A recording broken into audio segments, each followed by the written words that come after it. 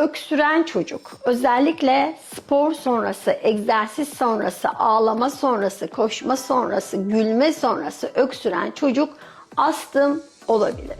Evet olabilir ama astımdan daha önce daha hafif olan bizim hava yolu hassasiyeti dediğimiz bir durum var. Bu astımdan önceki durumdur. Yani hava yolları alerjiler nedeniyle hassaslaşmıştır. Dolayısıyla dışarıdaki ortamda değişen hava kalitesi ve bizim nefes alıp verme sıklığımız bizim öksürüğümüzü başlatabilir.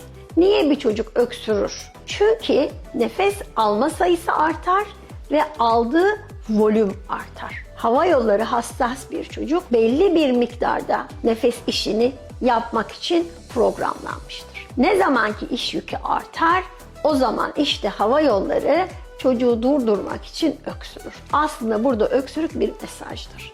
Dur demek ister. Aslında bir çocuğu biz burada yakaladığımızda astımdan koruyabiliriz.